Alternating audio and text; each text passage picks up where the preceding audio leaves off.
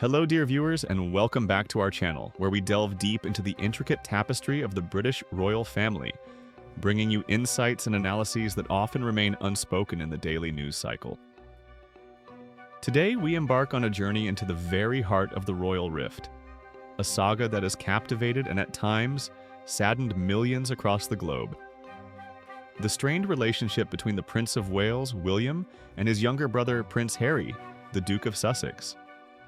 We're exploring a critical juncture, a moment that suggests a delicate dance of duty, personal anguish, and a monarch's profound desire for family unity. Before we unravel the latest developments, please remember to show your support by liking this video, subscribing to our channel, and hitting that notification bell so you never miss an update on the Windsors. Your engagement truly helps us continue bringing you these in-depth stories. For what we are witnessing now appears to be Prince William, the future king, making a significant and undoubtedly difficult concession. He is reportedly honoring a deeply personal request from his father, His Majesty King Charles III. This comes on the heels of a heartfelt plea from Prince Harry, followed by what royal observers are cautiously terming a peace summit. It's a testament to the king's persuasive power and William's unwavering sense of duty, even when pitted against his own profound personal grievances. The chasm separating the monarch's two sons, once inseparable, remains formidable. The lines of communication between them have, for all intents and purposes, been severed for a considerable period. The Prince of Wales, William, is still grappling with a deep-seated anger, a profound sense of betrayal, stemming from the torrent of revelations and accusations his brother unleashed upon the world. These were not merely whispers behind palace walls, but globally broadcast statements and published narratives contained within Harry's explosive memoir, Spare, and the highly publicized docuseries on Netflix.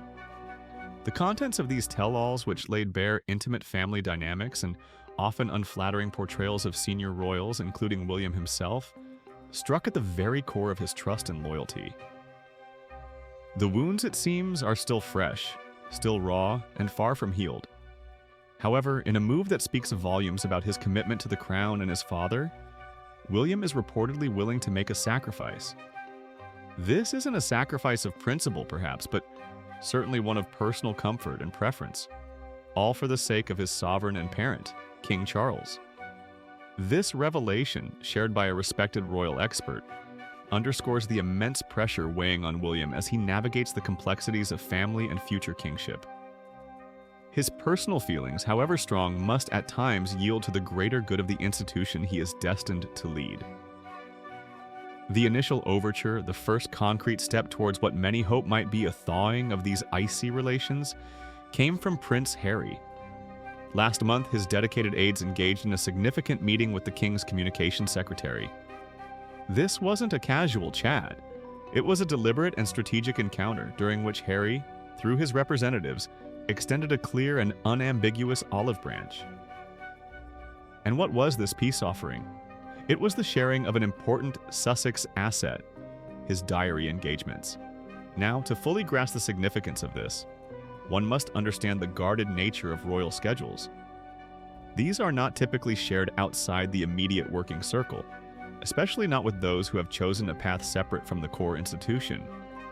By offering up his forthcoming appointments, Harry is signaling a willingness for transparency, a potential desire for coordination, and perhaps a tangible step towards rebuilding trust.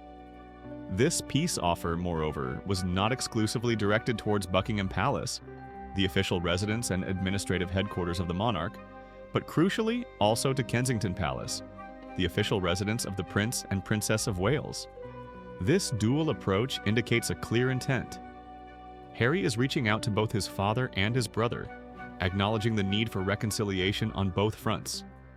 While the overall situation remains shrouded in uncertainty, and any talk of full reconciliation is, at best, premature, a glimmer of hope has been identified by former royal editor Duncan Larcombe.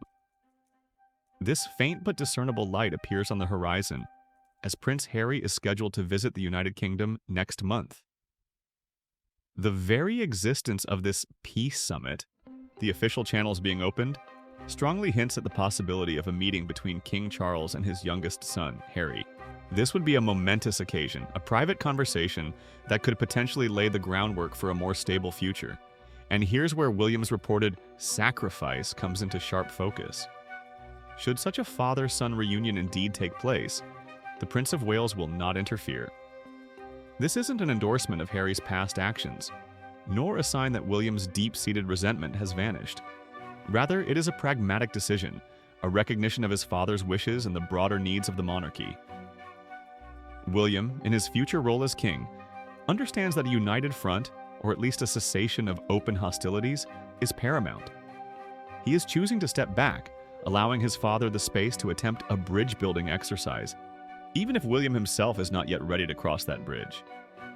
Duncan Larcombe, a seasoned observer of royal affairs, articulated the profound necessity underpinning these delicate maneuvers. He emphasized, and rightly so, that the royal family needs to be united. This isn't merely about personal harmony, it's about the very essence of their public role. They need to be seen as kind of figureheads of British society, Larcombe continued, and a division is not good whatsoever.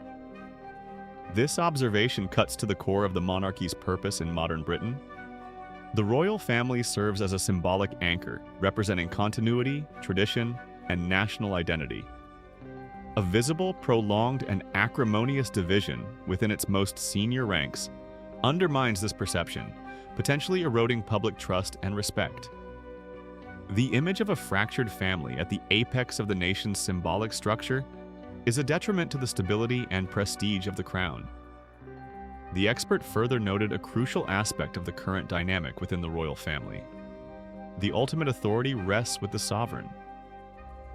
King Charles, as the reigning monarch, will make his own decisions, and William would not be able to tell the king what to do.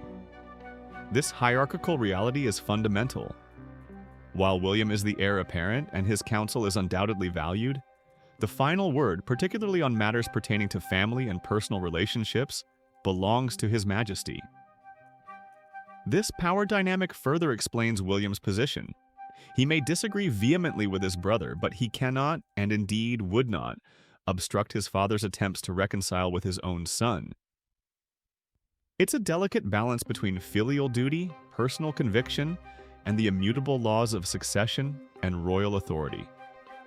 In stark contrast to Harry's recent overture and the king's apparent efforts, William's public stance regarding his brother has been one of unwavering silence. Indeed, as Larcombe pointed out, William hasn't said a single word about his brother publicly in the time since their grandmother's death. This prolonged silence, maintained through countless public engagements, interviews, and speeches since the passing of Her late Majesty Queen Elizabeth II, is not merely a sign of discretion. It is, according to the expert, a stark indicator that, frankly, the situation at the moment is just dire. William's silence is not neutral. It's a powerful, albeit unspoken message. It suggests a depth of hurt, a level of frustration, or perhaps a strategic decision to avoid further public escalation that speaks volumes about the unresolved pain and the magnitude of the rift. The absence of comment is, in itself, a significant comment. Looking ahead, the future of this fractured relationship remains shrouded in speculation, much of it quite chilling for those who hope for a full family reconciliation. There has been persistent speculation, circulating in royal circles and the broader media, that Prince William is contemplating a drastic measure once he ascends to the throne: the removal of any remaining titles held by his brother. The Duke of Sussex currently retains his princely title and his dukedom, despite stepping back as a working royal. Should William, as king, decide to strip Harry of these, it would be an unprecedented move in modern times, laden with immense symbolic weight. It would not only formalize the separation, but would also send an unequivocal message about Harry's place, or lack thereof, within the future king's vision for the monarchy.